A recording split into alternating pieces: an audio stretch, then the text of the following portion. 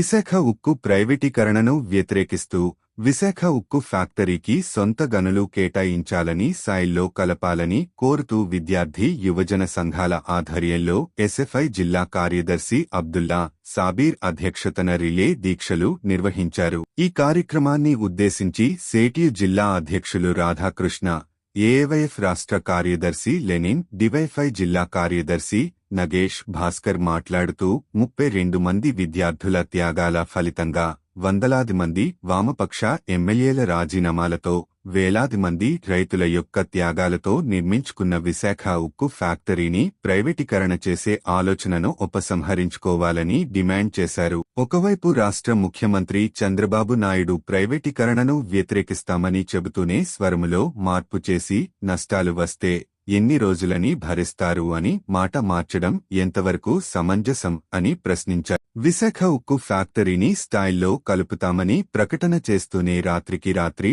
4,000 మంది కాంట్రాక్ట్ ఉద్యోగులను తొలగించడం దేనికి సంకేతం అని ప్రశ్నించారు. వెంటనే విశాఖ ఉక్కు ఫ్యాక్టరీకి సొంత గనులు కేటాయించి విశాఖ ఉక్కు ఫ్యాక్టరీని ప్రభుత్వ రంగంలోనే కొనసాగించాలని డిమాండ్ చేశారు. లేనిపక్షంలో రాష్ట్ర వ్యాప్తంగా ఉద్యమాన్ని ఉధృతం చేస్తామని తెలిపారు. రాష్ట్రంలో కేంద్రంలో అధికారంలో ఉన్న ఎన్డీఏ విశాఖ ఉక్కు ప్రైవేటీకరణ చేస్తే ప్రజాగ్రహానికి లోన్ కావాల్సి వస్తుందని హెచ్చరించారు. ఈ కార్యక్రమాన్ని ఉద్దేశించి సేటియు ఏటీసీ జిల్లా కార్యదర్శులు అంజిబాబు, మునెప్ప, పిడిసో నాయకులు తిరుమలేష్, ఏఐవైఎఫ్ నాయకులు శ్రీనివాసులు, ఎస్ఎఫ్ఐ జిల్లా అధ్యక్షులు రంగప్ప, డివైఎఫ్ఐ జిల్లా అధ్యక్షులు రాఘవేంద్ర మాట్లాడారు. ఈ కార్యక్రమంలో ఎస్ఎఫ్ఐ నగర్ అధ్యక్ష కార్యదర్శులు అమర్, సాయి, ఉదయ్, కర్నూల్ మండల కార్యదర్శి అంజీ, డివైఎఫ్ఐ నగర కార్యదర్శి హుస్సేన్ బాషా, నాయకులు వీరేష్, రాము, ఏఎస్ఎఫ్ జిల్లా అధ్యక్షులు సోమన్న,